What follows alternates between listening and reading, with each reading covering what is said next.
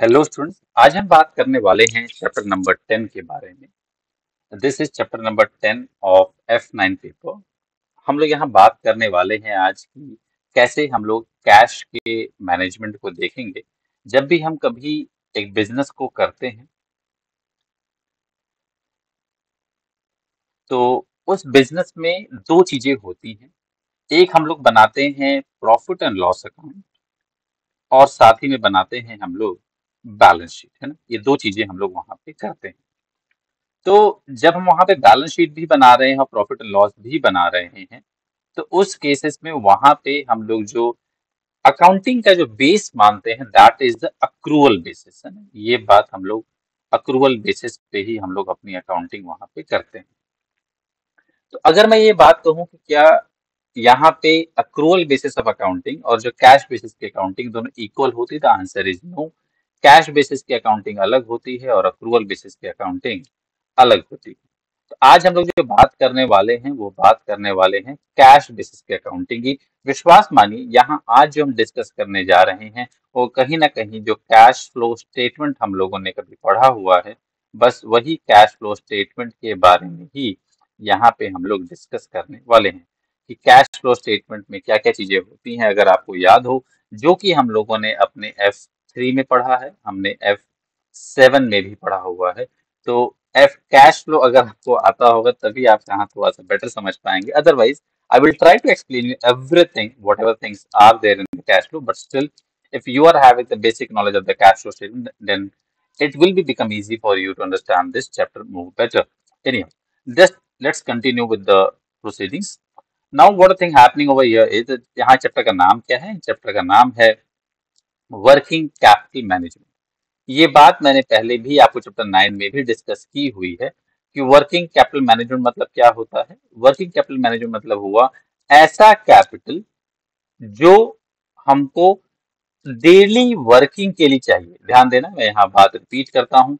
ऐसा कैपिटल जो हमको डेली की जो वर्किंग्स होती है, डेली की वर्किंग मतलब डेली की वर्किंग कौन सी होती है? डेली की वर्किंग मतलब होती है ऑपरेटिंग एक्टिविटीज।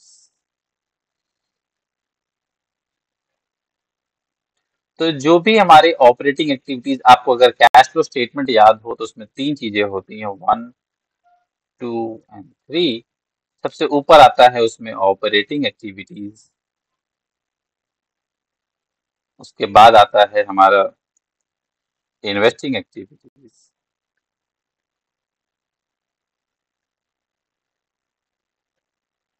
और उसके बाद आता है फाइनेंसिंग एक्टिविटीज।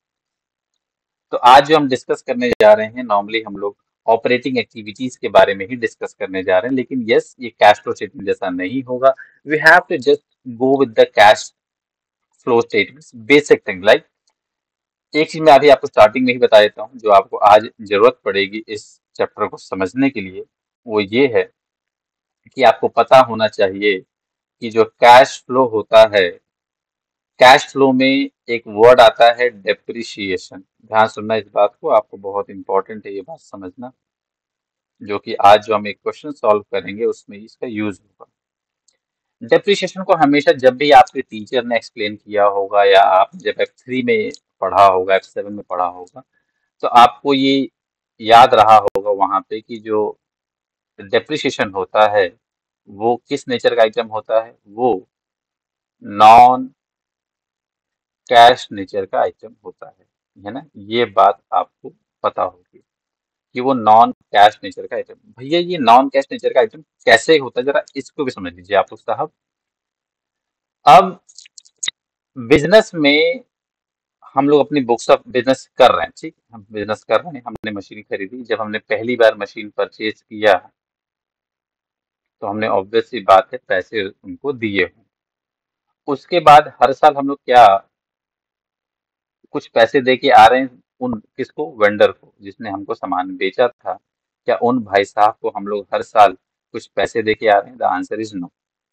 हर साल हम इस मशीन पे क्या चार्ज कर रहे हैं? हम हर साल इस मशीन पे डेप्रिसिएशन चार्ज कर रहे हैं, और हम इस डेप्रिसिएशन को अपने प्रॉफिट एंड लॉस अकाउंट में दिखाते हैं टू डेप्रिसिएशन। तो ये डेप्रिसिएशन का खर्चा एक्सपेंस है, बिकॉज हम लोग एक वर्ड पढ़ते हैं मैचिंग कॉन्सेप्ट। ये वर्ड आप लोगों ने आखिरी में पढ़ा होगा अगर आप लोग याद रखे होंगे। The matching concept is the basic logic because of which we charge the depreciation in profit and loss account.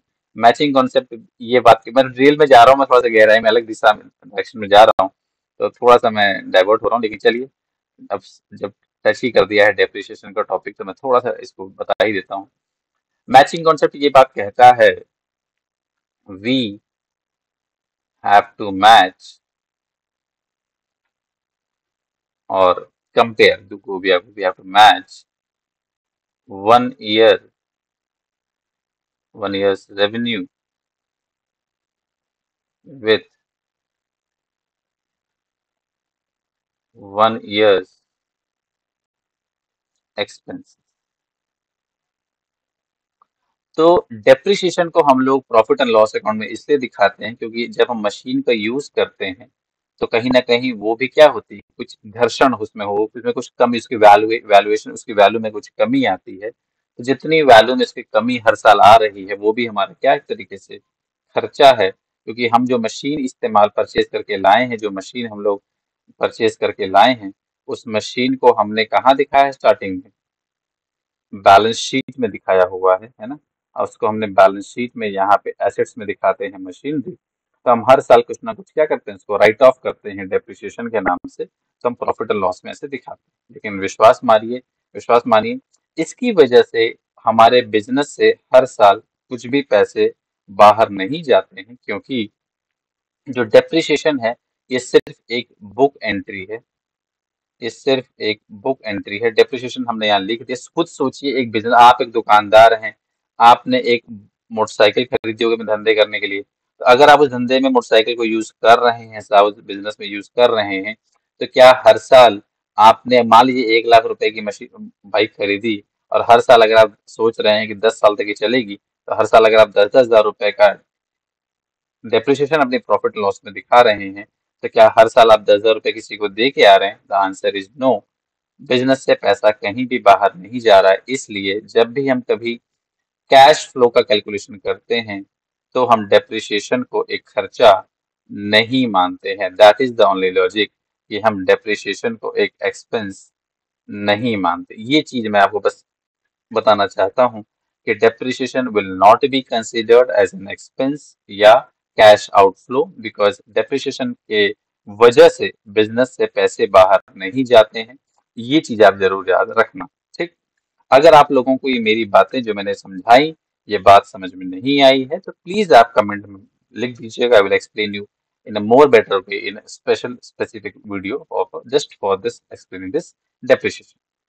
अब हम जरा आज के टॉपिक की बात करते हैं कि F9 में इस टॉपिक का क्या मतलब है। ये जो क्वेश्चन आज हम देखने वाले हैं, आज एक खास मैं आपको मैं एक क्वेश्चन कराऊंगा अभी। ये क्वेश्चन एग्जाम के पॉइंट ऑफ व्यू से बहुत इंपॉर्टेंट नहीं है। तो लॉजिक इज, इसके पीछे लॉजिक ये है कि ये जो क्वेश्चन है, ये देख लो यहाँ पे हम लोग आज ये क्वेश्चन करने वाले हैं। तो ये जो क्वेश्चन हम लोग आज करने वाले हैं यहाँ पे, ये क्वेश्चन एग्जाम के पॉइंट ऑफ व्यू से बहुत इंपॉर्टेंट इसलिए नहीं है क्योंकि ये क्वेश्चन बहुत लेंदी हो जाता है। आप and you have to solve the question within the limited time over there. तो जो आपको 20 नंबर का क्वेश्चन आता है, जो हैव 20 मार्क्स 2 क्वेश्चन, तो आपको काफी टाइम मैनेज वहाँ पे करने की बात हो जाती है। तो इसलिए साहब ये जो क्वेश्चन आपका यहाँ पे आता है, ये क्वेश्चन बहुत लेंदी मैं आपको कराऊंगा आज। अगर देखते हैं, आज ये क्वेश्चन मैं पूरा सॉल्व कराने की कोशिश करूंगा, और पूरा एक बहुत डिटेल में मैं एक्सप्लेन करूंगा कि क्या क्या चीजें इसके अंदर हैं, तो हमें समझने की। ठीक है, बहुत इजी क्वेश्चन है, बहुत इजी क्वेश्चन है, बिल्कुल मुश्किल नहीं है। थोड़ा सा बस ध्यान से देखते रहना। आप इस वीडियो को 1 या 2 बार देख लेंगे तो आपको ये क्वेश्चन इजीली समझ में आ जाएगा। लेकिन पता है, ये समझना जरूरी है, क्योंकि सिलेबस में जो भी चीजें हैं, we must be knowing everything. उससे थोड़ा सा ये चीजें हो जाती है कि हमारा एक कॉन्फिडेंस बन जाता है कि हाँ यार, मुझे ये तो पता है एटलीस्ट कि मेरे सिलेबस में क्या क्या है। और वहां पे अगर ऐसा क्वेश्चन बाई चांस आ जाता है, तो आप इतने कैपेबल होने चाहिए कि आपके वहां पे आप इस क्वेश्चन को एटलीस्ट 80-90% सॉल्व कर पाए, और अगर हो सके तो पूरा ही सॉल्व करें, that will be much better. वो बहुत अच्छी बात होगी। आइए, सबसे पहले हम बात करते हैं कि हम लोगों के पास कैश क्यों होना चाहिए। लिखी है बात, रीजंस फॉर होल्डिंग कैश। हमको अपने पास कैश क्यों होल्ड करना चाहिए? तो यहाँ पे 3 रीजंस दिए गए हैं, 1, 2 एंड 3। ये 3 ऐसे रीजन है जिसकी वजह से हमारे पास कैश होना चाहिए। Although cash need to be invested to earn return. हमें ये पता है कि हमारे पास कि अगर हमारे पास कैश है तो हमें उसको अपने पास नहीं रखना चाहिए। हमें कोशिश करनी चाहिए कि हम कहीं ना कहीं क्या कर दें, उसको हम कहीं ना कहीं उसको इन्वेस्ट कर दें, ताकि अगर सोचिए अगर आप उस अपने पैसे को किसी कंपनी में शेयर्स में इन्वेस्ट कर देंगे, कहीं बैंक बैंक में छोड़िए, अगर आप किसी को दे देंगे तो आपको उसके बदले क्या मिलेगा? आपको उसके बदले इंटरेस्ट मिलेगा, है ना, LIC में या कहीं दूसरी जगह पैसा लगाएंगे। लेकिन फिर भी कहते हैं कि business need to keep a certain amount of readily available. लेकिन फिर भी ये बात कही जाती है कि बिजनेस को कुछ पैसे अपने पास भी मेंटेन करना चाहिए। रीजंस क्या क्या दिए जाते हैं, रीजंस क्या है जिनकी वजह से हमें ये पैसा अपने पास रखना चाहिए? थोड़ा सा मैं स्लो चल रहा हूँ, अगर आप लोग का मन होगा तो आप स्किप कर दीजिएगा जहां जहां आपको पढ़ना होगा, बट मेरा मोटिव ये रहेगा कि मैं सब कुछ समझाऊं, ठीक है? The reasons include transactions motive, number 2 that is precautionary motive, and number 3 is the investment or the speculative motive। Transaction motive मतलब ये होता है कि अगर हमको कोई अच्छा डील मिल जाता है, अच्छा कोई ऑफर दिख गया, अरे यार ये सामान हम खरीद लेते अगर पैसे होते तो, इसलिए हमारे पास हमेशा पैसे रखने चाहिए। सेकेंड है प्रिकॉशनरी, मतलब ये हुआ कि अगर कोई unknown thing, unknown event, circumstances ऐसे अराइज हो जाते हैं तो वहां पे आप अपने उन सर्कमस्टांसेस से मीट आउट करने के लिए आपके पास पैसे होने चाहिए। जैसे कि फ्लड आ गया, कोई कॉम्पनसेशन किसी को देना है, कुछ है ना, कुछ डैमेजेस हो गए, मशीन खराब हो गई। तीसरी बात आती है कि अगर आपको कोई अच्छी अपॉर्चुनिटी मिल जाती है कहीं इन्वेस्ट करने के लिए तो आपके पास पैसे हमेशा रहेंगे, तभी आप इन्वेस्ट कर पाएंगे। फिर आती है बात कि अगर आपके पास पैसे नहीं रहे तो क्या होगा? Failure to carry sufficient cash levels can lead to loss of settlement discount. ये पहली बात ये लिखी गई है कि अगर आपको कहीं किसी का पेमेंट करना है, वो उस आदमी को लेट से आपको 20 करोड़ रुपीज देने हैं और वो कह रहा है कि इफ यू पे मी विद इन 30 डेज, और आप बल्क में एक साथ 20 करोड़ मुझे देने की बात कहते हैं, तो I will give you discount, तो आपको 18 करोड़ ही देने पड़ेंगे। तो ये डिस्काउंट हमको मिल जाता है, लेकिन अगर हमारे पास पैसे नहीं रहेंगे तो हो सकता है हमको ऐसे discount, loss of settlement discount, ऐसा डिस्काउंट हमको न मिल पाए। Loss of supplier goodwill. अब बिजनेस में सप्लायर्स हमारे बहुत होते हैं जो हमको रॉ मटेरियल सप्लाई करते हैं, तो अगर हम उनका पेमेंट सही टाइम पे, जो as per the speculative, as per the agreement, है ना, हमारे एग्रीमेंट के हिसाब से अगर हम पेमेंट नहीं कर पाते हैं तो हमारे जो क्रेडेंशियल, हमारा जो क्रेडिट है उसके दिमाग में, सप्लायर के दिमाग में, तो वो हमारा थोड़ा सा कुछ लॉस होता है, नुकसान होता है, हमें वो हम पे ज्यादा अगली बार भरोसा नहीं करते हैं। तो ये थोड़ा सा है ना, हमें भरोसा दिलाने के लिए भी जल्दी जल्दी ऑन टाइम बेसिस हमें पेमेंट कर देना चाहिए। फिर आती है बात पुअर इंडस्ट्रियल रिलेशंस। बात कही गई है कि साहब अगर आप सही समय पे किसी का पेमेंट नहीं करेंगे तो आपके जो रिलेशन होंगे उस कंपनी के साथ, उन व्यक्ति के साथ, वो क्या हो जाएंगे? वो खराब हो जाएंगे। पोटेंशियल लिक्विडेशन, साहब आपकी कंपनी हो सकता है कि इसकी मैं एक लंबी कहानी सुना देता हूँ आपको थोड़ी सी मैं। पोटेंशियल लिक्विडेशन मतलब होता है कंपनी बंद हो जाना, लिक्विडेट हो जाना। लिक्विडेट मतलब होता है कंपनी बंद हो जाना। इसका मतलब ये होता है कि आपके सभी, जितना जो आपकी फैक्ट्री है, उन सभी एसेट्स को बेच देना, और उन सभी एसेट्स को बेच करके जितने भी हमारी कंपनी के जो क्रेडिटर्स हैं, जिनको हमें पैसा देना है, बैंक वाले हैं या जिससे जिससे हमने पैसा लिया हुआ है, उन सभी को पैसा रीपे कर देना। That is called as potential liquidation. मतलब अगर आप पैसा मेंटेन अपने पास नहीं करेंगे तो चांसेस है, पोटेंशियल मतलब हो सकता है, देयर इज अ इंटेंट, और what we can say the chances, है ना, there is a probability of that there can be a liquidation of your company's assets. Liquidation मतलब ये नॉर्मली तब होता है जब, अब इसकी लॉजिक में आपको कहानी, अनिल अंबानी का एग्जांपल देता हूँ मैं। My one of the friend was is working right now in Anil Ambani, अभी भी वो काम कर रहे हैं, वो कुछ बहुत एज हो गई उनकी, तो सीनियर है हमसे काफी।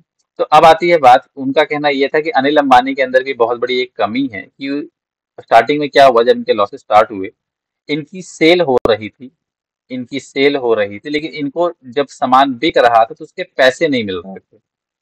अच्छा, जिन लोगों से इन्होंने पैसे लिए हैं, लेट्स से इन्होंने बैंक से पैसे लिए थे अनिल अंबानी ने, इन्होंने दूसरे क्रेडिटर से पैसे लिए हुए थे, कुछ शेयर होल्डर्स के पैसे थे जिनको देने ही थे, जिन्होंने प्रेफरेंशियल शेयर होल्डर्स होते हैं, गवर्नमेंट के कुछ पैसे थे, ये इन लोगों के पैसे नहीं दे पा रहे थे क्योंकि यहाँ से पैसे नहीं आ रहे थे। But he was having a wonderful sale and that year also, लेकिन फिर भी वो पैसा नहीं दे पा रहे थे। तो अब यहाँ पे क्या हुआ, Anil Ambani was facing the issue of cash, he was having the shortage of cash, cash की कमी की वजह से उनके ऊपर कोर्ट के केसेस स्टार्ट हो गए थे। तो इन लोगों ने कोर्ट में जाके केस करना स्टार्ट कर दिया था कि अनिल अंबानी साहब हमारे पैसे नहीं दे रहे हैं।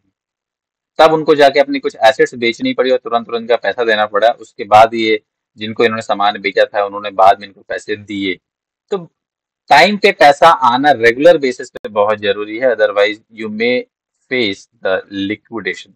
लिक्विडेशन एक लास्ट स्टेज होता है कंपनी के क्लोज होने का। कंपनी जब क्लोज होती है तो उसके टाइम पे लिक्विडेशन होगा। लिक्विडेशन के बाद सभी एसेट्स को सेल कर दिया जाता है बिजनेस के, और सभी जितने भी हमारे क्रेडिटर्स होते हैं उनका पैसा रीपे कर दिया जाता है। अब यहाँ फिर उन्होंने जो हमने वहां पे लास्ट पेज पे 3 पॉइंट्स पढ़े वो बातें यहाँ पे लिखी फिर से हुई हैं, हम पढ़ देते हैं। Cash is required for number of reasons. Number 1, transaction motives. Cash required to meet day to day expenses, जो डेली हमारे रोज खर्चे होते हैं उनसे मीट आउट करने के लिए। एग्जाम्पल, किसी की सैलरी देनी हो, पेमेंट टू सप्लायर्स जिनसे हमने गुड्स परचेज किया हो, उनका पेमेंट करने के लिए भी हमें कैश रखना चाहिए। सेकेंड बात लिखी है, precautionary motive. Cash held to give a cushion against the unplanned expenditure. ऐसा कुछ अनप्लान है ना, कुछ ऐसी चीजें आज अराइज हो जाती हैं जहां पे हमें कुछ खर्चे करने पड़ते हैं, तो अगर हमारे पास कैश नहीं रहेगा तो हम वहां पे खर्चे नहीं कर पाएंगे। तीसरी बात आती है साहब, speculative motive. Cash kept available to make advantage of market investment opportunity. कभी कभी ऐसा आपके दिमाग में भी ऑफर कहीं ऐसा अपॉर्चुनिटी आपको मिली होगी आप लोगों को कि कहीं पे कोई बोलता है अरे यार अगर पैसे हो तो ये गाड़ी ले लो, ये पैसे हो तो ये घर ले लो, लेकिन उस टाइम पे हमारे पास उतने ही एक छोटा सा अमाउंट वो कहते हैं, वो पैसे भी हमारे पास नहीं रहते हैं। इन दैट केस हमको बहुत वो लगता है अरे काश पैसे होते। So that is the speculative motive, such as the opportunity to buy strategically useful piece of land, है ना। वो कह रहा है कि strategically मतलब बिजनेस के हिसाब से वो बहुत अच्छी जमीन है। Once its current owners have taken it through the planning permission process and made it available for sale, तो अगर वो हमको कोई जमीन मिल रही है तो हमें उसको ले लेना चाहिए। ये बात यहाँ पे लिखी गई। The cost of cash, running out of cash depends on the firm's particular circumstances। अब आपके पास कैश नहीं है, इसके कॉन्सिक्वेंसेस सिचुएशन टू सिचुएशन पे डिपेंड करता है। जैसे लेट्स से मैं अपनी बात कहूँ, अगर मेरे पास कैश नहीं है और मेरे को कोई बहुत बड़ी बीमारी हो जाती है, तो उस केस में मेरी बीमारी और सीवियर होती चली जा रही है, ड्रास्टिक सीवियर होती चली जा रही है, मेरी डेथ भी हो सकती है। तो यहाँ पे कॉन्सिक्वेंसेस अलग है। एक कॉन्सिक्वेंसेस ये हुआ कि मेरे को भूख लगी थी और मेरे को बहुत तेज मेरे को भूख लगी थी, लेकिन मेरा 10 रुपए मेरे जेब में नहीं थे, मैं नहीं खा पाया। तो मैं एक टाइम पेट दबा के रह गया, घर पे आके फिर मैंने खाना खाया। तो कॉन्सिक्वेंसेस डिपेंड करता है कि सरकमस्टांसेस क्या है ना। कभी जैसे अगर हमको एक कोचिंग में पढ़ने जा रहे, स्कूल में पढ़ने जा रहे हैं, फीस नहीं दे पाए तो स्कूल से निकाल दिया गया। एक कॉन्सिक्वेंसेस है कि मेरे पास पैसे नहीं है तो मुझे मरना पड़ा। एक कॉन्सिक्वेंस ऐसे है कि अब फुल्की खा लिया, 10 रुपए नहीं तो फुल्की वाले के पैसे तो उसने मुझे बर्तन धोने पड़े। तो इट ऑल डिपेंड्स कि कॉन्सिक्वेंसेस कैसे होंगे। ये डिपेंड करता है कि हम किस कॉन्सिक्वेंस किस सर्कमस्टांसेस में हैं। But may include not being able to pay डेब्ट as they fall due which can have serious operational रिpercussions मतलब होते हैं कॉन्सिक्वेंसेस। तो इसी के बाद हमने देखी। तो मैंने आपको अभी तक ये सिर्फ सिंपल से इतनी बातें सिखाई, 3 ही बातें सिखाई है भाई साहब। मैंने आपको 3 बातें क्या क्या सिखाई हैं कि अगर आपके पास कैश नहीं होंगे तो आपको समस्याओं का सामना करना पड़ेगा, पहली चीज। और अब समझिए, हाँ, तो आपको साहब यहाँ पे आपको और आपको उन कॉन्सिक्वेंसेस से बचने के लिए साहब आपको अगर एडवांटेज लेना है तो ये 3 प्रकार के एडवांटेज आपको मिल सकते हैं अगर आप अपने पास कैश मेंटेन करेंगे साहब। आई होप आप लोगों को चीजें समझ में आई हो। चलिए अब आगे चलते हैं। जहां भी आप लोग को डाउट लगे प्लीज कमेंट में इजीली बताना, कोई शर्माने की बात नहीं है। जो मन में आए आप लिख दीजिएगा कमेंट में, I will answer all this questions. ठीक है, आइए अब आती है बात trade suppliers refuse to offer. वही बात यहाँ पे कौन कौन से कॉन्सिक्वेंसेस हो सकते हैं, कुछ कुछ छोटी छोटी बातें यहाँ पे लिखी गई हैं। Trade suppliers refuses to offer for the credit. अब अगर आप पेमेंट ही नहीं करेंगे सप्लायर का तो सप्लायर बोलेंगे भैया मैं आपको और सामान अब उधारी पे नहीं दूंगा। charges higher prices or downgrade the priority with which orders are processed। आपके ऑर्डर को प्रोसेस करने की जो प्रायोरिटी थी वो भी वो कम कर देंगे, बाद में लास्ट में देखेंगे कि माल बचा है तो आपको दे दिया, नहीं तो बोले नहीं नहीं है ही नहीं, गुड्स नहीं है, आपको नहीं दिया, तो आपके प्राइजेस आपको हायर चार्जेस वो चार्ज करके देंगे, बोलेंगे आप पेमेंट वैसे भी टाइम पे नहीं करते हो, हम लोग आपसे ज्यादा पैसे लेंगे। तो ये कॉन्सिक्वेंसेस हैं। If wages not paid on time, industrial action may well result damaging production in the short term। अगर आप वेजेस ही नहीं देंगे तो जो आपके लेबर्स हैं वो नहीं आएंगे, और लेबर नहीं आएंगे तो आपका प्रोडक्शन पे बुरा असर पड़ सकता है।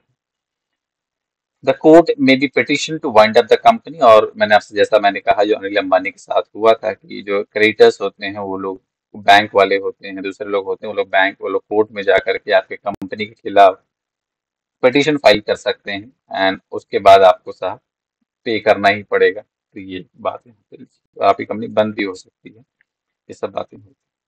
अब ये जो डायग्राम है, ये डायग्राम आप लोग हर चैप्टर में देख ही रहे हैं, तो आपको हर चैप्टर में ये स्टार्टिंग में दिखता ही है साहब।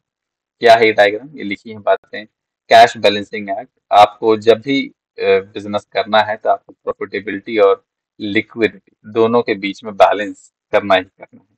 आपको प्रॉफिटेबिलिटी, मेरे कहने का ये हुआ कि आपको बहुत ज्यादा अपने पास कैश मेंटेन नहीं करना है।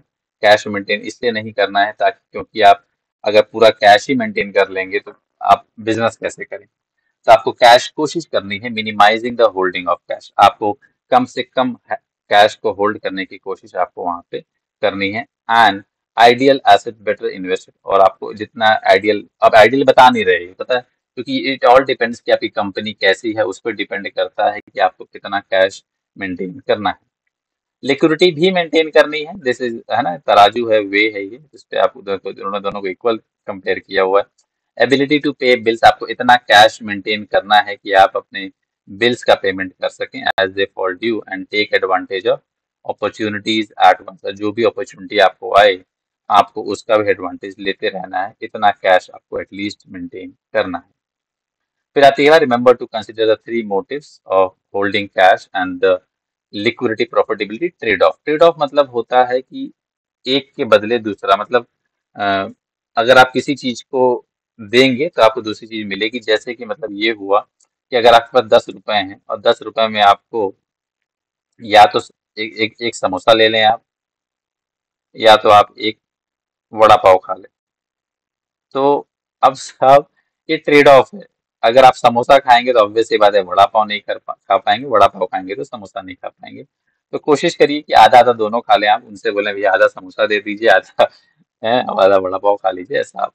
तो वो नॉर्मली इन्होंने यही बात लिखी है कि आपको लिक्विडिटी और प्रॉफिटेबिलिटी में ट्रेड ऑफ करना होगा। मतलब इसमें नॉर्मली इसकी मीनिंग अगर आप देखें तो इसकी मीनिंग होती है acceptance of one's is the concept. मतलब नॉर्मली कहना है कि ये acceptance of one's implies the rejection of other, ये आप इसको कह सकते हैं। ठीक है, तो अगर आप एक चीज को एक्सेप्ट करते हैं तो ऑब्वियस सी बात है आप दूसरे को क्या कर रहे हैं, दूसरे को आप रिजेक्ट कर रहे हैं। ये इसकी यहाँ पे मीनिंग निकल के आती है। आइए अब आगे की बात देखते हैं। Cash budget and cash flow forecast की बात यहाँ पे की गई। It is cash forecast is an estimate of cash receipts and payment for a future period under the existing condition. ध्यान दीजिएगा इस बात पे। कैश फोरकास्ट क्या होती है? कैश फोरकास्ट में क्या होता है ना, हम लोग बैठे रहते हैं, जैसे आप मान लीजिए आप और हम कहीं भी बैठे हैं चेयर लगा के, ठीक है, बैठे हुए हैं। अब अभी के हालात हमको सबको पता है कि अभी क्या चल रहा है लाइफ में, है ना, हमको सबको पता है।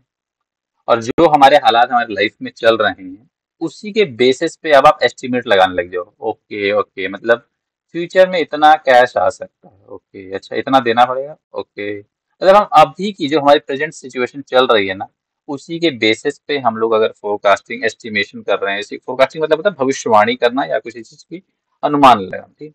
The cash forecast is an estimate of the cash receipts and payment for a future period under the existing condition, अभी के हालत में। यहाँ देखिएगा, a cash budget is a commitment. पहले ऊपर वाला एस्टिमेट है, ये क्या है, ये कमिटमेंट टू अ प्लान। हम इसमें जो कैश बजट बनाते हैं हम लोग अपनी कंडीशन को चेंज करने की बात भी कर सकते हैं। हम लोग एक प्रॉपर प्लान करने के बाद हम लोग प्लान जो करते हैं कि इतना कैश आएगा इतना कैश जाएगा, that is called as cash budget. तो क्या क्या लिखा है, cash budget is a commitment to a plan for cash receipts and payment for a future period after taking any action। आप देखो वो ऊपर क्या था, ऊपर बिना कुछ लिए, यहाँ पे लिए after taking any action necessary to bring the forecast into line with the overall business plan.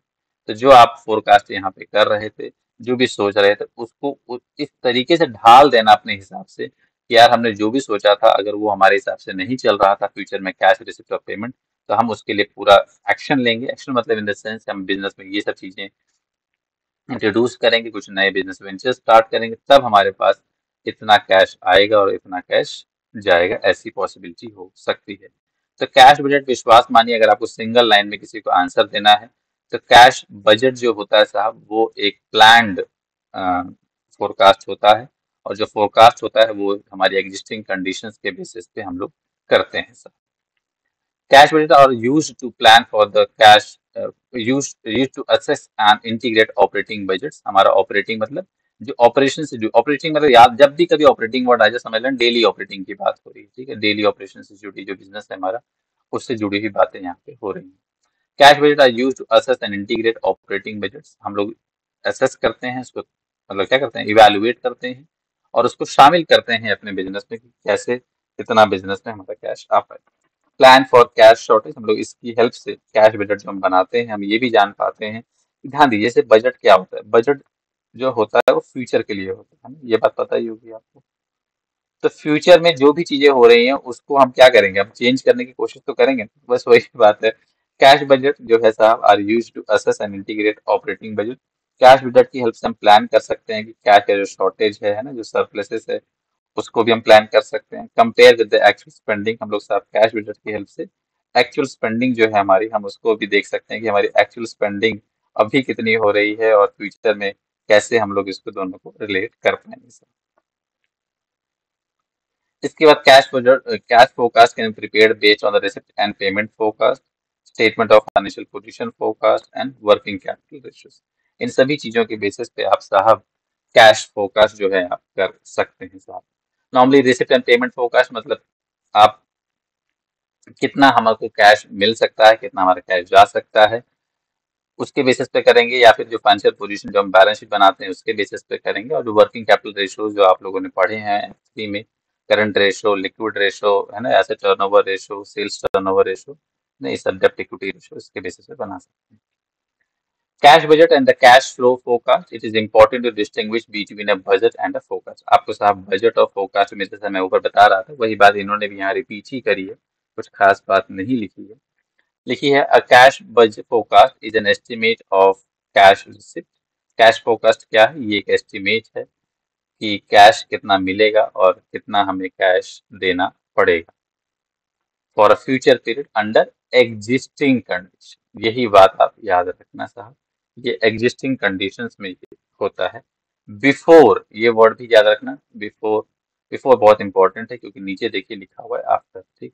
Before taking account of possible actions to modify cash flow, हम लोग जो है उसी के बेस पे कुछ भी एक्शन नहीं ले रहे हैं हम लोग, यार फ्यूचर में ये कर लो, ऐसा कुछ भी नहीं कर रहे हैं। जो हालात चल रहे हैं उसी के बेसिस पे हम लोग साहब फ्यूचर में जो हमको कैश मिलने वाला है उसको हम लोग एस्टिमेट करेंगे।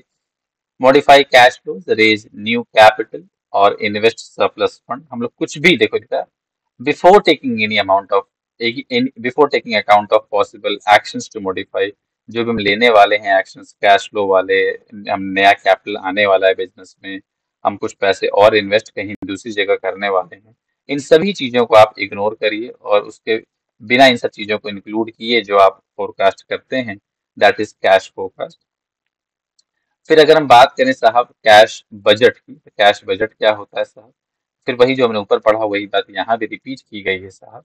लिखी है बातें, cash budget is a commitment to a plan for cash receipts and payment for a future period after taking any action, ठीक है, before taking any, after taking any action necessary to bring the preliminary cash forecast into confirmation. जो भी हमने सोचा था उसके लिए साहब अगर हम सब कुछ एक्शंस ले रहे हैं, that will be called as the cash budget with the overall plan of the business. Companies are likely to prepare a cash budget as part of the annual master budget। तो जब वो लोग अपना annual master budget बनाते हैं, budget मतलब future में होने वाले, ध्यान देना, जो बजट होता है वो हर साल 28 फरवरी को, है ना, गवर्नमेंट देती है लोकसभा में। तो मास्टर बजट जो होता है साहब, मास्टर बजट नॉर्मली इसमें यही बताया जाता है कि हम हमारा अगले साल कहाँ कहाँ पैसा हम खर्च करने वाले हैं और कहाँ कहाँ से हमको पैसा मिलने वाला है। The sources of revenue and expenses both are clearly mentioned in the annual master budget. तो उसमें साहब हम लोग कैश बजट भी एक सेक्शन बना करके दिखाते हैं। तो लिखी है बात, cash budget are prepared, cash budget companies are likely to prepare cash budget as a part of the annual master budget, but then to continually prepare revised cash forecast through the year, हम लोग throughout the हम असल नया नया देते रहते हैं as a means of monitoring and managing the cash flow, है ना? हम लोग जैसे जैसे हम लोग कैश के बारे में और डिटेल जान लेते हैं, हम लोग उसको भी वहां पे पब्लिश कर देते हैं। फिर आती है बात preparing a cash flow forecast from receipts and payments. Every type of cash inflow and receipts along with their timings must be forecasted. जो भी हमारे पास कैश इनफ्लो आ रहा है साहब, हम लोग, है ना, टाइमिंग के साथ हमको उसको सब अपने आप को उसके हिसाब से फोरकास्ट करना चाहिए।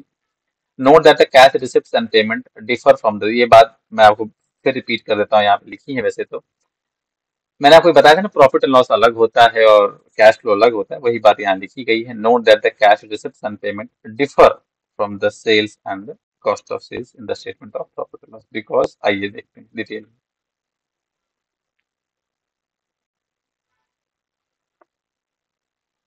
लिखिए बात, नॉट ऑल कैश रिसिप्ट्स और payment affect the statement of profit and loss. जो भी हमको कैश मिलता है या जो कैश हमारा जाता है, क्या हर चीज, आप खुद सोचिए, क्या जहां जहां से आपको कैश मिलता है और जहां जहां आप कैश देते हो, क्या हर चीज का असर प्रॉफिट लॉस में जाता है? The answer is no.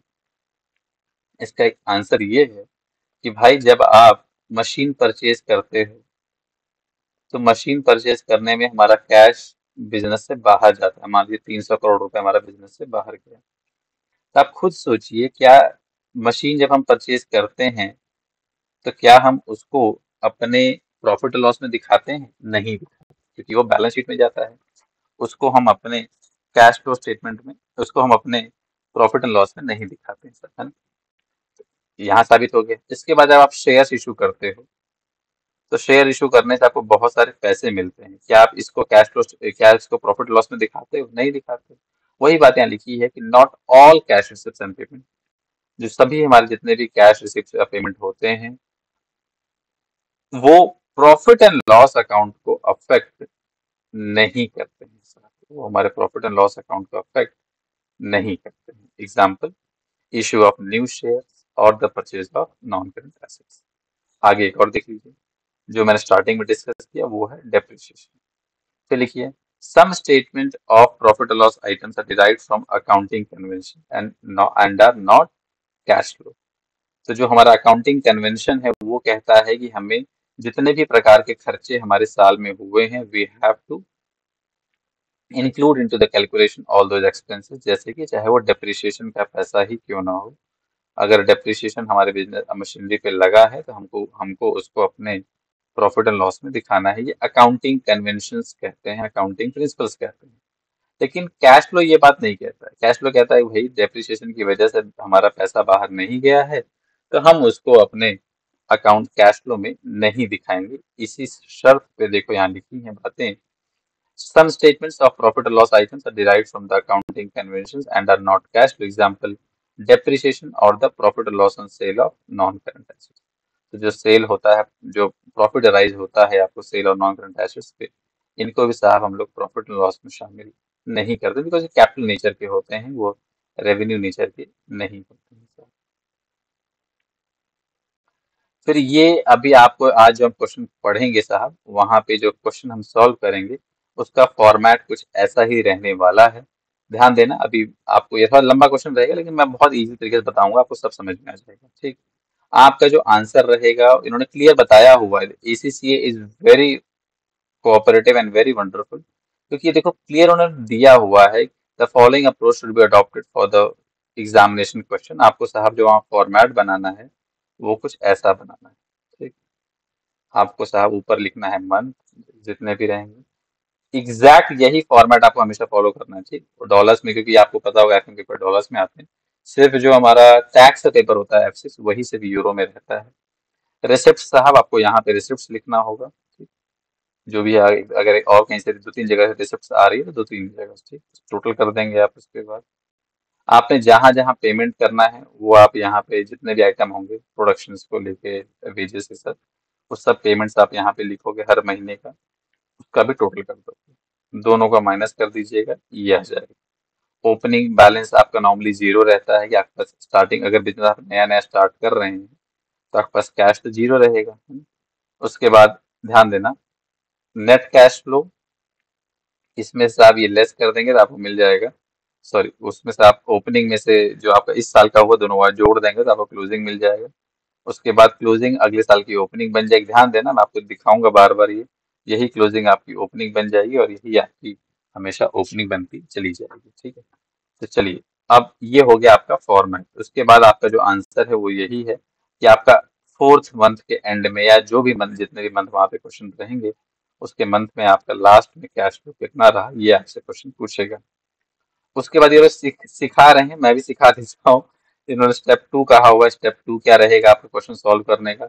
Fill in the simple figure, जो भी आपके सिंपल सिंपल फिगर्स रहेंगे ऊपर वाले सम। अच्छा, अब ध्यान देना, इसमें जो हम आइटम की बात, यहाँ जो फिल करने की बात कर रहे थे, कुछ चीजें ऐसी होंगी जो डायरेक्टली आपको क्वेश्चन में दी हुई रहेंगी और कुछ चीजें ऐसी होंगी जो आपको निकालनी पड़ेंगी। तो मैं आपको वो निकालना सिखाऊंगा कि कैसे वो चीजें निकल सकती हैं। तो वही बात यहाँ पे लिखी गई है कि some payment need only a small amount of work to identify. अब थोड़ा बहुत वर्किंग नोट करना पड़ेगा आपको, आइडेंटिफाई द करेक्ट फिगर निकालने के लिए। Timing and can be entered straight into the pro forma, आप डायरेक्टली उसको लिख सकते हो। जैसे कि वेजेस एंड सैलरी का खर्चा अगर आपको लिखना होगा तो डायरेक्टली आपको क्वेश्चन में दिया हुआ रहेगा, आप उसको उठा के इस फॉर्मेट में पुट कर देना। फिक्स्ड ओवरहेड एक्सपेंसेस का जो भी खर्चा होगा वो भी डायरेक्टली आप उठा करके इसमें पुट कर दीजिएगा। डिविडेंड पेमेंट का खर्चा आपको दिया हुआ क्वेश्चन में रहेगा, इसको भी उठा के आप डायरेक्टली इसमें लिख सकते हैं। नॉन करंट एसेट्स, अगर बिजनेस ने कोई परचेज की है हुई है तो उसका पेमेंट भी आप डायरेक्टली उठा के इस फॉर्मेट में जो ऊपर मैंने आपको दिखाया उसमें आप लिख सकते हैं। फिर कहते हैं कि लेकिन जो कॉम्प्लेक्स फिगर्स होंगे ना, work out the more complex figures, लेकिन जो चीजें डायरेक्टली आपको क्वेश्चन में नहीं दी हुई रहेंगी उनको आपको कैलकुलेट करना पड़ेगा। The information on sales and purchase can be more time, अगर आपको साफ सेल्स का फिगर निकालना हो, सेल्स का अमाउंट निकालना हो, तो ये निकालने में थोड़ा सा आपको टाइम लग सकता है। परचेज का फिगर निकालना होगा, उसका भी निकालने में थोड़ा सा टाइम आपको कंज्यूम होगा साहब। तो ये चीजें थोड़ा सा कॉम्प्लेक्स हो जाएंगे आपके लिए कैलकुलेट करना, तो मैं आपको सिखाऊंगा इस क्वेश्चन में कैसे कैलकुलेट कर रहे हैं। और अगर क्वेश्चन एग्जाम में आएगा थोड़ा सा आपको टाइम यहाँ पे देना पड़ेगा। Timing for both sales and purchase must be found from credit period, आपको टाइमिंग किस टाइम पे हमारा सेल्स हो रहा है, किस टाइम पे परचेज हो रहा है, दोनों का पेमेंट हमको कितना पीरियड के अंदर हमको सेल्स का पैसा मिल रहा है और कितने समय में हम परचेज का पेमेंट कर रहे हैं, ये सभी चीजें आपको ध्यान देनी होंगी। वेरिएबल ओवरहेड्स में require information about production level, तो वेरिएबल ओवरहेड्स मैं आपको दिखाता हूँ साहब, वो आपको प्रोडक्शन ओवरहेड्स की इंफॉर्मेशन रहेगी तो हम उसकी हेल्प से वेरिएबल ओवरहेड्स भी कैलकुलेट कर लेंगे। परचेज फिगर में require calculation based on production, और जो परचेज का अमाउंट रहेगा, परचेज कितना आप कर रहे हो, वो कितना प्रोडक्शन कर रहे हो, उसके बेसिस पे सब कुछ हम लोग कैलकुलेट यहाँ पे करेंगे। चलिए, अब इसके बाद हम क्वेश्चन जरा स्टार्ट करते हैं। फिर लिखिए परचेज फिगर मेरे प्रोडक्शन एंड इन्वेंटरी बैलेंस। अब जरा क्वेश्चन देख लेते हैं सर। ये क्वेश्चन बड़ा ही सिंपल है, बस सुनते जाइएगा आप लोग ध्यान से, सब कुछ समझ में अपने आप आपको आ जाएगा, ठीक। In the new in the new future in the near future a company will, अच्छा, क्वेश्चन पूछ क्या रहा है कि आपको करना क्या है यहाँ पे? आपको यहाँ पे कैश फ्लो फोरकास्ट करना है। क्या करना है आपको? आपको यहाँ पे कैश फ्लो फोरकास्ट करना है कि फ्यूचर में हमारा कितना कैश फ्लो होगा, बिजनेस में कितना कैश आएगा और कितना कैश जाएगा, ये आपको यहाँ पे फोरकास्ट करना है, ठीक।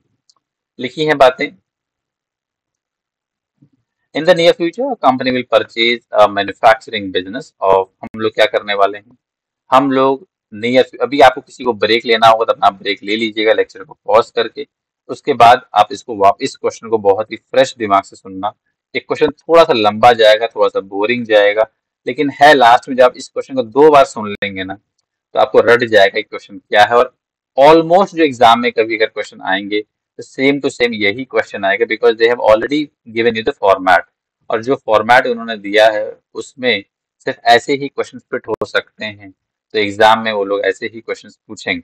तो थोड़ा सा ध्यान से सुनना, एक ब्रेक लेके सुनना, ठीक है? सुन ध्यान से। In the near future company will purchase a manufacturing business. हम लोग फ्यूचर में क्या करने वाले हैं, हम लोग एक बिजनेस को परचेज करने वाले हैं जो मैन्युफैक्चरिंग करेगी। हम कितने का खर्च परचेज करेंगे? 3,15,000 रुपए का हमने प्रपोजल डाला हुआ है कि हम 3,15,000 रुपए उसको देंगे। दिस प्राइस इंक्लूड, हम लोग उनको कितने कितने रुपए दे रहे हैं? हम उनको 1,50,000 से गुडविल के नाम पे दे दे रहे हैं। सोचिए। ठीक, उसके बाद हम जो इक्विपमेंट परचेज कर रहे हैं वो हम उनसे जो ले रहे हैं वो कितने का ले रहे हैं? वो हम 1,20,000 रुपए का ले रहे हैं। और उनसे जो हम इन्वेंट्री ले रहे हैं वो हम 45,000 का ले रहे हैं।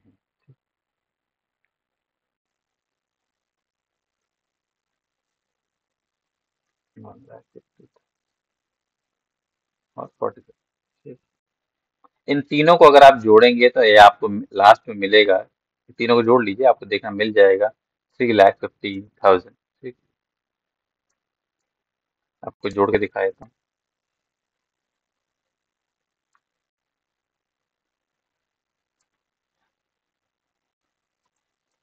1,50,000 प्लस 1,20,000 प्लस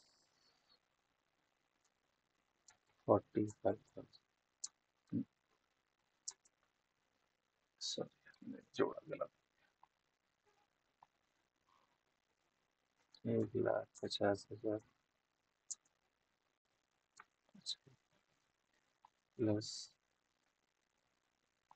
45,000 प्लस 1,00,000, ये हो गया आपका 3,15,000। साहब आपका जो यहाँ अमाउंट आया वो कितना है? 3,15,000 आपका। तो जो आप पैसे देने वाले हैं वो 3,15,000 रुपये आप देने वाले हैं। 1,20,000 आप मशीनरी खरीदने के लिए देंगे, मतलब उन लोग उनकी मशीन एक्वायर करने के लिए दे रहे हैं, और आप 1,50,000 रुपये से नाम जो उनका ब्रांड है उसको लेने के चक्कर में कर रहे हैं, और आप 45,000 उनका जो रॉ मटेरियल उनका पड़ा हुआ है उसको लेने के लिए आप खर्च कर रहे हैं सर। ठीक,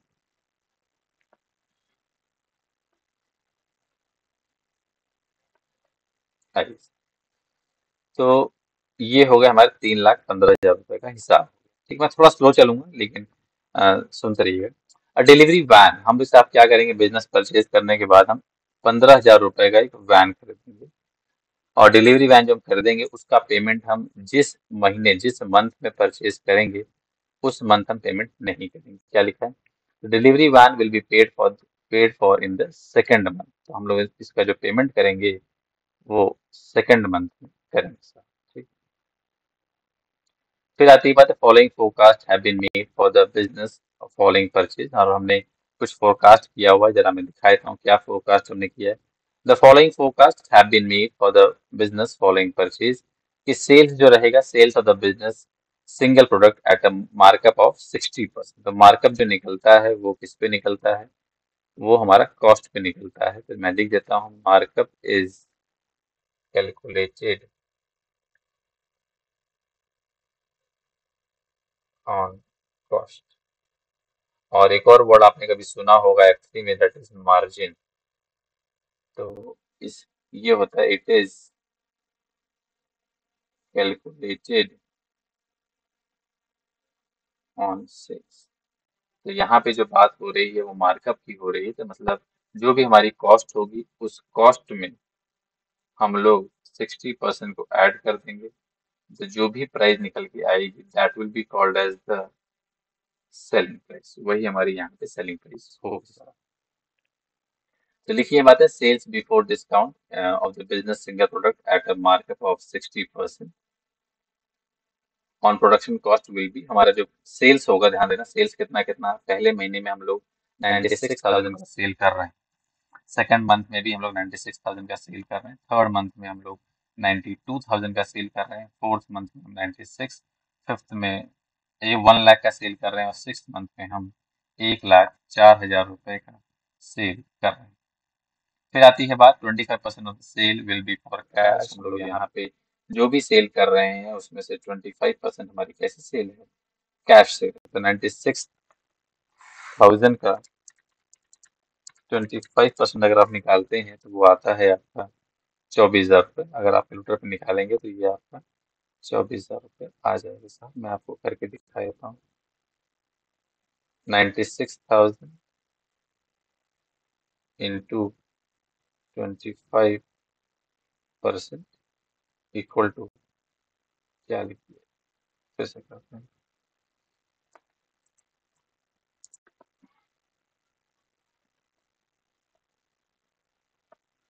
96,000 इंटू 25% इक्वल टू 24,000। तो आपका साहब जो 24,000 का जो है सेल्स वो आपका कैश में है साहब, और 96,000 में से अगर आप माइनस कर देंगे 24,000 तो ये आपका आता है 72,000। इसका तो ये हुआ कि 96, ध्यान देना ये बहुत इंपॉर्टेंट चीज है। 96,000 में से 24,000 का पैसा आपको तुरंत जिस महीने आप सेल कर रहे हैं उसी महीने मिल जाएगा, लेकिन जो 76,000 का जो सेल्स है उसका पैसा आपको कब मिलेगा वो आगे हम यहाँ पे क्वेश्चन में देख लेते हैं। यहाँ लिखा हुआ है कि सेल्स का पैसा जो आपका एक मंथ, वो एक महीने के क्रेडिट मतलब अगले महीने आपको ये 76,000 आपको मिल, नहीं 76 नहीं आएगा, 72 आ रहा है। 72, हाँ तो 72,000 जो है साहब आपको वो अगले महीने उसका पैसा पैसा आपको रिमेनिंग मिल जाएगा सर। ठीक है।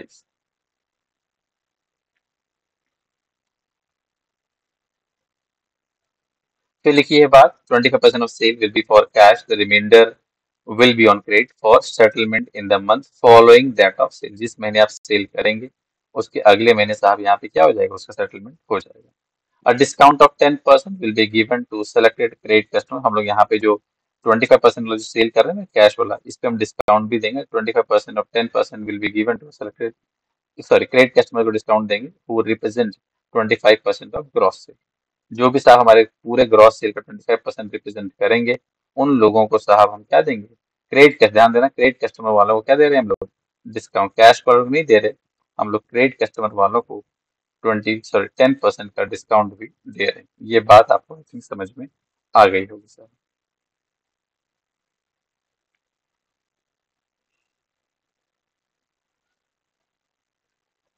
फिर आती है बात प्रोडक्शन कॉस्ट विल भी कितनी रहेगी। प्रोडक्शन कॉस्ट हमारे देखो 5 रुपए की है साहब, तो 2.5 रुपए का हमारा रॉ मटेरियल है, 1.5 रुपए का हमारा डायरेक्ट लेबर है, फिक्स्ड ओवरहेड हमारा 1 रुपए का है।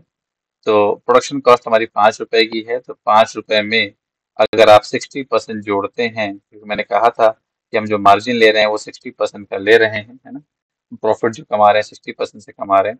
तो 5 + 60% अगर आप करेंगे तो या फिर 5 रुपए का 60% निकालेंगे तो वो 3 रुपये आता है। तो हमारा एक यूनिट जो हम बेच रहे हैं वो 8 रुपए का हम बेच रहे हैं सर। तो ये टोटल अगर आप करेंगे तो देखिए यहाँ पे आपको 5 रुपए मिल जाएगा, $5 मिल जाएगा। 2.5 रुपया और 1.5 ये हो जाएगा 4, है ना, 2.5 + 1.5 ये हो जाएगा 4 और 1 5। तो हमारा टोटल जो हमारा कॉस्ट आ रही है प्रोडक्शन कॉस्ट वो कितनी आ रही है, वो 5 रुपए आ रही है सर। ये बात आप याद रखना। अभी देखो क्वेश्चन लंबा है तो आपको सब चीजें याद करते रहना पड़ेगा, क्या क्या चीजें बता रहा हूँ मैं, आगे देखिएगा। इसके बाद production will be arrange so that the closing inventory at the end of any month is sufficient to meet sales requirement in the following. Production हमें साहब इस तरीके से रखना है, लिखा रहेगा कि साहब जो क्लोजिंग इन्वेंटरी आपका रहेगा वो इतना होना चाहिए कि अगले में, ध्यान देना, क्लोजिंग इन्वेंटरी जो इस मंथ की रहेगी अगले मंथ का जो सेल्स क्या लिखा है, at the end of any month is sufficient to meet the sales requirement in the following. तो अगले महीने की जो सेल्स रहेगी वो इस महीने की क्या रहेगी, क्लोजिंग इन्वेंटरी रहेगी, ऐसा भी इनका कहना है सर।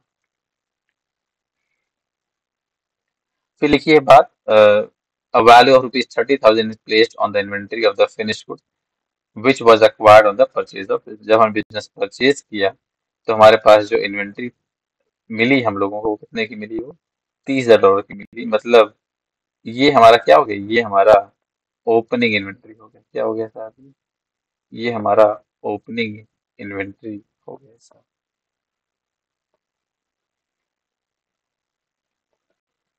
फिर लिखिए बात, a value of 30,000 placed on the inventory of finished goods which was acquired on purchase of business. This valuation is based on the forecast of production cost per unit given in 2 above. ऊपर जो आपका 5 रुपए दिया हुआ है उसी के basis पे यहाँ सब बातें हो रही हैं सर। तीसरी पॉइंट,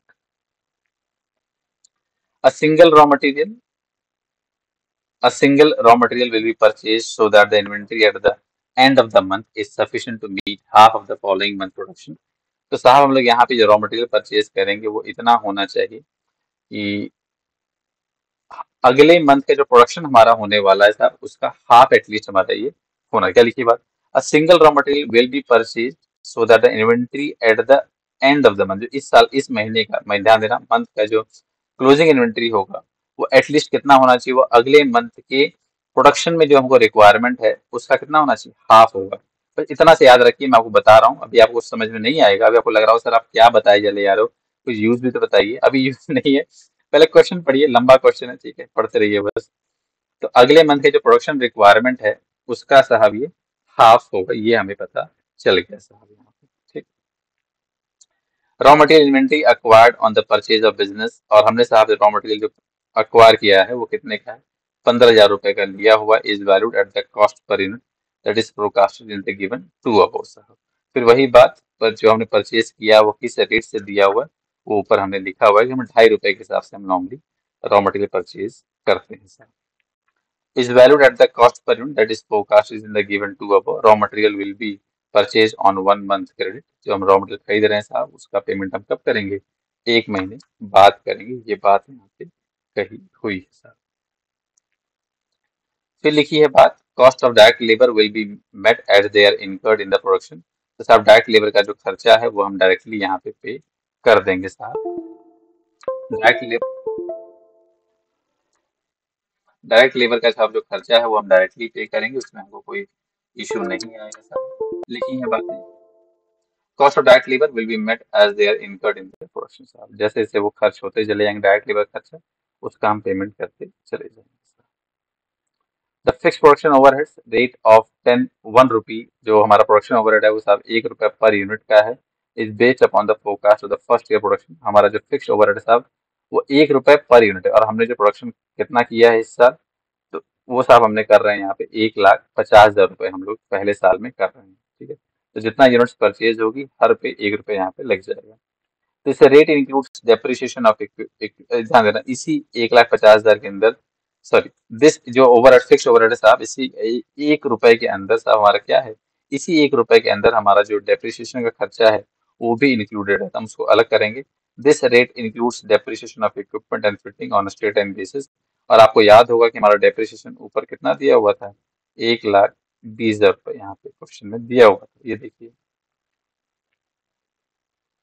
ये देखिए दिया ना, 1,00,000 इक्विपमेंट एंड फिटिंग्स है ना, तो हमने जो दिया है, हमने मशीन कितने की है हमारी, 1,20,000, उस पर हम डेप्रिसिएशन निकाल लेंगे, मैं बता दूंगा कैसे निकालते हैं, फिर हम डेप्रिसिएशन निकाल के हम कैलकुलेट कर सकते हैं सर, ठीक है। तो 1,00,000 मशीन की जो वैल्यू है उस पर डेप्रिसिएशन अगर 5 महीने की बात करेंगे, जितने महीने की बात होगी उसके हिसाब से हम डेप्रिसिएशन निकाल लेंगे। तो लिखिए बात, जैसे rate includes depreciation of equipment and fitting on the straight and bases over the next 5 साल का है, तो 1 साल का डेप्रिसिएशन कितना हो जाएगा, 1 साल का डेप्रिसिएशन हो जाएगा 24,000 रुपये, 1,20,000 डिवाइडेड बाई 5 ईयर्स, 1 साल का डेप्रिसिएशन आएगा 24,000 रुपये, इसका भी हम यूज करेंगे अपने कैलकुलेशन में। Fixed production overhead is paid in the month incurred, और फिक्स्ड प्रोडक्शन ओवरहेड भी है जो हम लोग स्टार्टिंग मंथ के पहले महीने में ही दे देंगे, ये बात भी यहाँ पे बताएंगे कैसे करना। Selling and administration overheads are all fixed, जो सेलिंग एंड एडमिनिस्ट्रेशन ओवरहेड है साहब वो भी हमारा फिक्स्ड है, and will be 2,08,000 in the first year. तो इन्होंने बता दिया है कि हमारा जो सेलिंग एंड एडमिनिस्ट्रेशन ओवरहेड है वो 2,08,000 रुपये का पहले साल रहेगा। दीज ओवरहेड्स इंक्लूड, इसके अंदर भी डेप्रिसिएशन शामिल है साहब, of the delivery van at the rate of 30%। तो डिलीवरी वैन हमने कितने की ली थी साहब, हमने डिलीवरी वैन ली थी 15,000 रुपये की, तो उस पे भी साहब यहाँ पे जो डेप्रिसिएशन है वो 30% से लगेगा। 15,000 का अगर आप 30% निकालते हैं, 15 से या 45, तो ये आता है आपका 4,500 रुपये। तो ये आप लेस कर देंगे जब मैं कैलकुलेशन कराऊंगा, क्योंकि ये कैसा खर्चा है, ये एक आपका नॉन कैश एक्सपेंस है, और इसकी वजह से पैसा बिजनेस से बाहर नहीं गया है सर, ठीक। The overheads incurred include depreciation on delivery van at 30% per year on reducing balance basis. All fixed amounts will be incurred on the regular basis. उसके अलावा जो भी खर्चे हैं वो रेगुलर बेसिस पे चलते रहेंगे साहब. And paid in the month, जिस जिस महीने खर्चे होंगे हम उसी महीने उसका पेमेंट भी कर देंगे. With the exception of rent and rates. Rent and rates का साहब जो है यहाँ पे कह रहे हैं 25,000 रुपए जो है साहब हम लोग महीने के स्टार्टिंग में ही फर्स्ट मंथ दे देंगे. उसके अलावा आपका साहब और सब चीजें हर साल चलती रहेगी साहब. तो लिखिए बात, exception with the rent and rates 25,000 is payable for the year ahead in the month one for the rent and rates. तो रेंट एंड रेट्स का पूरा पैसा इन्होंने 25,000 रुपये पहले महीने में ही हमारे पास आ गया. तो सोचिए 25,000 रुपये पहले महीने में ही आ गया है अलग से. Prepare a monthly cash flow forecast. You should include the business.